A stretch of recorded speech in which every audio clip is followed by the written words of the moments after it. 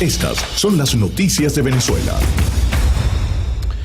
Tal como conversábamos ayer con Roberto Denis de Armando Info, Bulgaria bloqueó $158 millones vinculados a PDVSA y a empresas ligadas a Alex Saab. Las autoridades búlgaras tienen en su poder documentos que demuestran las maniobras realizadas por el empresario colombiano para evadir las sanciones internacionales.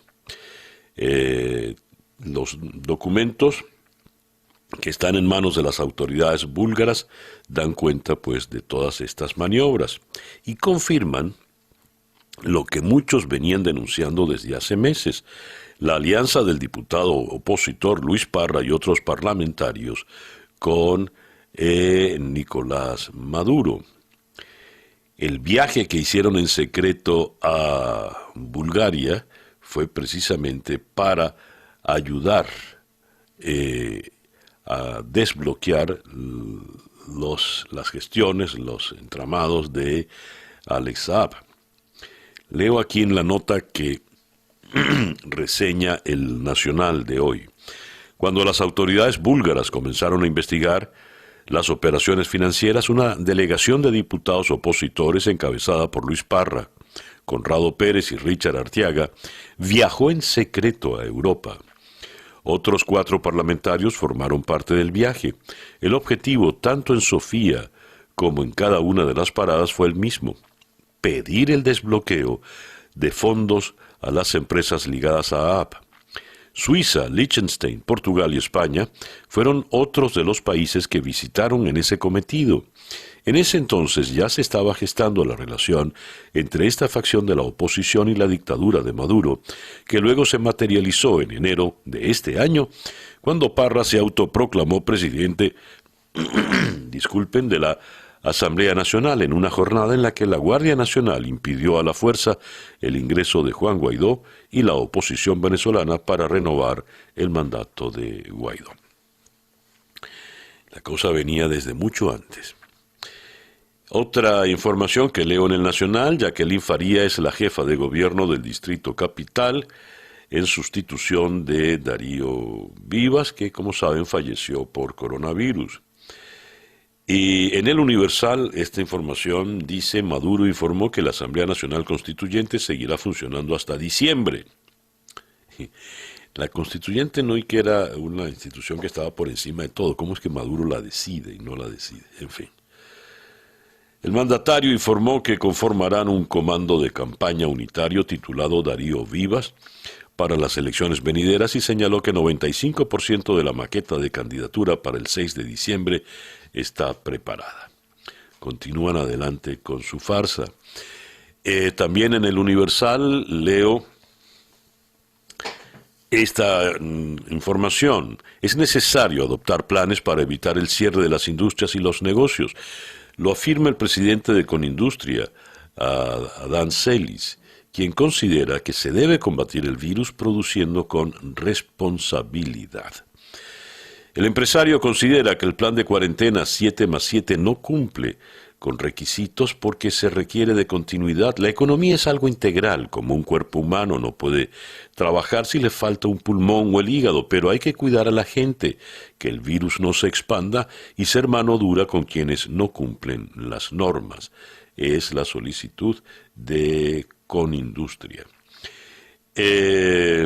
Por otra parte, Estados Unidos fija como prioridad restaurar la democracia en Cuba, Venezuela y Nicaragua.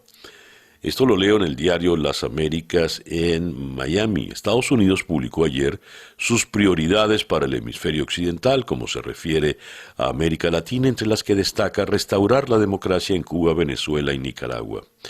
El hemisferio occidental es una prioridad geopolítica para Estados Unidos, indicó el Consejo de Seguridad Nacional. El encargado de revisar anualmente la estrategia hacia el subcontinente americano para garantizar la democracia, la prosperidad y la seguridad en el mismo. El Consejo de Seguridad Nacional señaló que aunque la región ha dado grandes pasos en los últimos años, aún hay desafíos en múltiples frentes que amenazan su capacidad para mantener el proceso logrado. Los regímenes dictatoriales y represivos amenazan la seguridad regional, una situación exacerbada por la intromisión de organizaciones criminales de carácter transnacional y de países rivales que ejercen una mala influencia.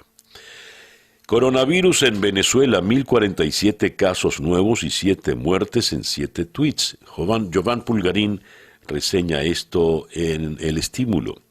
En 7 tweets, Delcy Rodríguez comprimió la información de contagios de las últimas 24 horas. Los enfermos se siguen contando por miles y Distrito Capital continúa en la cúspide de los focos. El chavismo, pues, cambió el fondo y la forma. Todo el discurso audiovisual en el que se buscaba culpables, regularmente los gobiernos extranjeros o los venezolanos que regresaban al país, se redujo a 7 tweets. Economía de palabras para decir, por ejemplo, que en las últimas 24 horas se identificaron 1047 nuevos casos de coronavirus y 7 fallecidos. Tengo también esta información que publica Analítica. Más de 150 venezolanos en República Dominicana solicitan vuelo humanitario. Los connacionales indicaron que es la 9ª vez que se acercan a la embajada para que les den fecha de retorno al país, mas la embajada no les dice nada. Hasta aquí las informaciones de Venezuela. Noticias de Latinoamérica. Estados Unidos apoyará a Colombia con millonarias inversiones para impulsar el desarrollo económico, social y mejorar la seguridad de zonas rurales golpeadas por la violencia del narcotráfico, anunciaron ayer funcionarios de los dos países. El plan de inversión contempla hasta $5.000 millones en fondos privados para las áreas rurales, dijo el asesor de Seguridad Nacional de Estados Unidos, Robert O'Brien. Y ahora tengo esta otra información de Colombia que sin duda complementa la anterior. El presidente de Colombia, Iván Duque, confirmó ayer el respaldo de su gobierno al candidato de Estados Unidos a la presidencia del Banco Interamericano de Desarrollo, Mauricio Claver Carone, que ha sido cuestionado por otros países de la región. En una declaración a la prensa en Bogotá, junto con el asesor de Seguridad Nacional de Estados Unidos, Robert O'Brien, y el jefe del Comando Sur, el almirante Craig Fowler, el presidente Duque afirmó que se trata de una decisión de reciprocidad, porque ese país históricamente ha apoyado a Colombia en organismos internacionales y porque la candidatura tiene una agenda clara. Autoridades cierran concurrido centro comercial en primer día sin cuarentena en Santiago de Chile.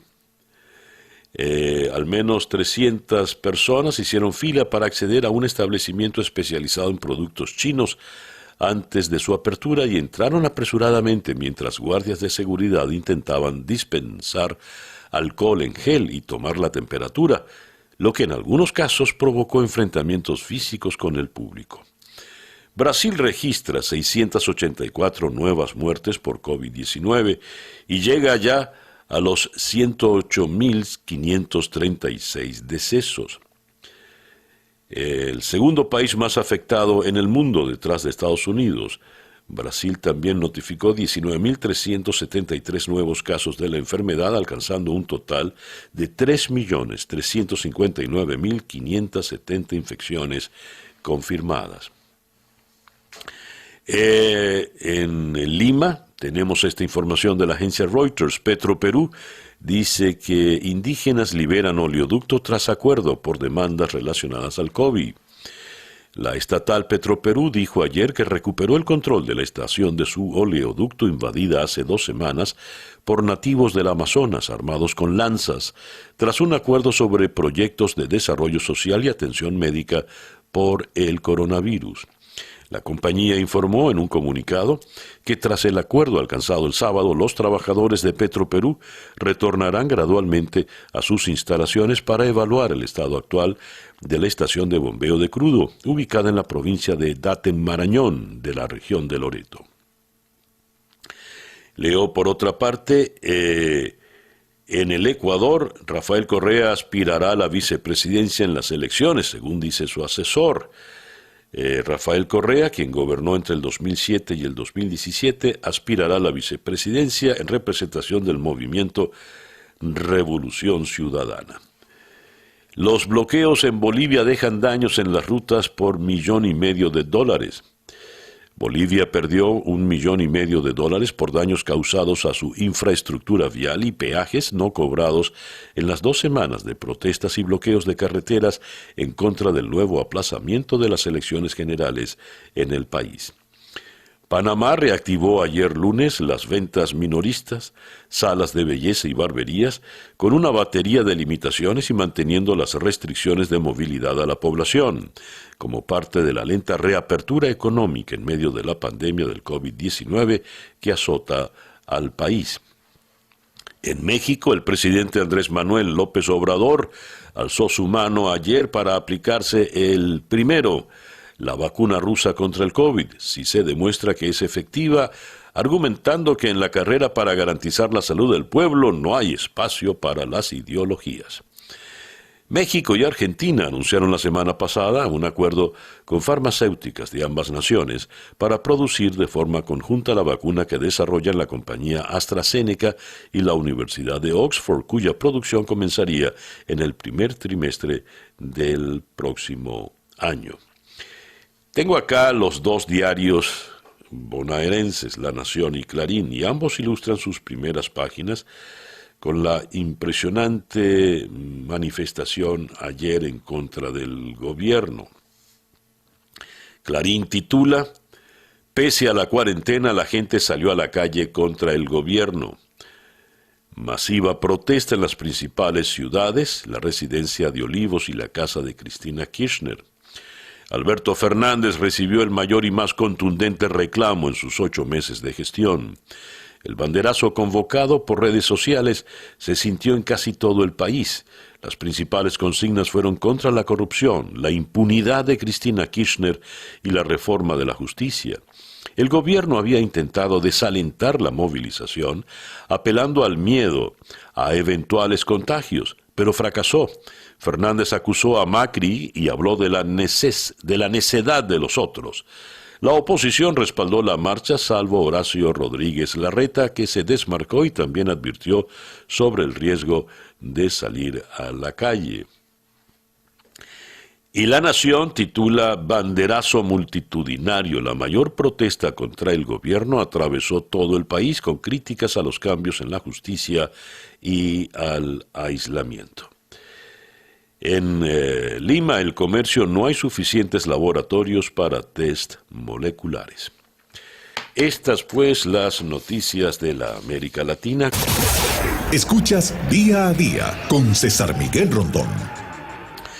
Hoy vamos a comenzar en España, en la ciudad de Madrid, para ocuparnos de la destitución como portavoz del Partido Popular ante el Congreso de la muy popular Cayetana Álvarez de Toledo. La ha destituido Pablo Casado, el presidente del Partido Popular. Aparentemente no le disgustaron unas declaraciones que el domingo dio la señora Álvarez de Toledo a El País de Madrid, donde le cuestionaba la autoridad. Pues para imponer su autoridad, Pablo Casado la destituye. El detalle está en que, por lo visto, la señora Cayetana es mucho más popular y tiene más influencia que Casado. Vamos a abordar este tema con Juan Fernández Miranda, quien es el redactor jefe de política en el muy madrileño ABC. De Madrid vamos a ir hasta la ciudad de Kiev, donde está Katsiarina Shmatsina.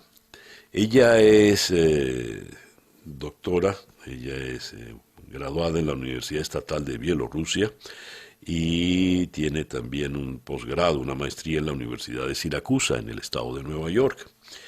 Esta entrevista la grabamos ayer en la tarde, en el filo de la medianoche, para ella, quien nos analiza pues toda la situación que está pasando en Bielorrusia, de manera tal de que tendremos un testimonio de primera mano de una bielorrusa. Luego vamos a ir de Bielorrusia a la ciudad de Boston para conversar con el economista Ricardo Villasmil, quien preside la Junta Administradora ad hoc del Banco Central de Venezuela, designado por la Asamblea Nacional. El oro cae y los billetes se acaban en Venezuela. Hablaremos con Villasmil, la situación económica del país, puntualmente la situación económica de nuestras deudas como nación. De Boston vamos a bajar en la geografía para ir hasta la ciudad de Washington. El presidente Trump insiste en que las elecciones no serán justas por el tema del correo. ¿Qué puede pasar el 3 de noviembre? El escenario político electoral de Estados Unidos, más las nuevas encuestas, lo vamos a analizar con Rafael Matus Rus. Rafael Matus Rus es el corresponsal del diario porteño La Nación en la ciudad de Washington. De Washington vamos a ir a nuestra querida ciudad de Maracaibo, donde vamos a conversar con la destacada periodista Sheila Urdaneta. Ella es la corresponsal del Pitazo en el estado Zulia. Más racionamiento eléctrico para el estado Zulia. Al occidente de Venezuela, el gobernador del estado, Omar Prieto, aseguró que los racionamientos eléctricos en el estado aumentaron a 6 horas diarias debido al incremento del consumo. Con él vamos a abordar, con Sheila Urdaneta, vamos a abordar toda la situación del estado Zulia, que está afectado no solo por el tema del suministro eléctrico, está afectado por todo, falta de agua, servicios, COVID. Además, no podemos pasar por alto que la mayor cifra de trabajadores de la salud, médicos y enfermeros fallecidos por COVID ha ocurrido precisamente en el estado Zulia. Y vamos a cerrar nuestra agenda del día de hoy en la ciudad de San Juan, en Puerto Rico. Allí vamos a conversar con el analista político Leo Aldrich. Como saben, hubo elecciones el pasado fin de semana en Puerto Rico y hay observaciones y protestas de todo tenor. Se vio afectada la credibilidad democrática de Puerto Rico tras el proceso electoral de las primarias. ¿Cuál es el escenario político luego de estas muy complicadas elecciones? ¿Cuál es el futuro político y económico de la isla, Estado Libre Asociado de Estados Unidos? Eso lo vamos a abordar con el señor Leo Aldrich. Esa, pues, es nuestra agenda para el día de hoy, martes 8 de agosto del año 2020. El editorial con César Miguel Rondón. El pasado sábado, en el país de Madrid, Cayetana Álvarez de Toledo dio unas declaraciones fuertes. La foto la ilustraba con su rostro muy plácido, muy juvenil, un esbozo de sonrisa, pero lo que decía no era nada plácido ni juvenil. Urge un gobierno de concentración moral y constitucional en España. Asegura que ha habido una invasión de competencias del partido en el grupo parlamentario, refiriéndose a su partido, el Partido Popular, y defiende que su formación, la del Partido Popular, se ensanche hacia voces progresistas. La marcha de Juan Carlos I fue un error, debió dar explicaciones. Y de ahí en adelante se explaya en una serie de consideraciones sobre el escenario político español. Consecuencia, ayer lunes, el señor Pablo Casado la llama a su despacho y le dice: usted está destituida. Así, a menos de un año la destituye. Y Pablo Casado, con esta reacción, pues, se comporta, tal como decía la señora Álvarez de Toledo, como el pasado. Los líderes autócratas, firmes, rígidos, que no aceptaban la más mínima crítica. Pues es una pena que cuando los políticos jóvenes tratan de abrirse, tener otra perspectiva ante ideas nuevas, venga siempre otro joven con mente muy antigua a cerrarles el paso. Y es bueno reflexionar en lo que ha ocurrido en España, porque lo mismo pasa en no pocas de nuestras naciones latinoamericanas, y muy en especial en nuestra sufrida Venezuela, donde algunos dirigentes jóvenes actúan como si hubiesen nacido a principios del siglo pasado.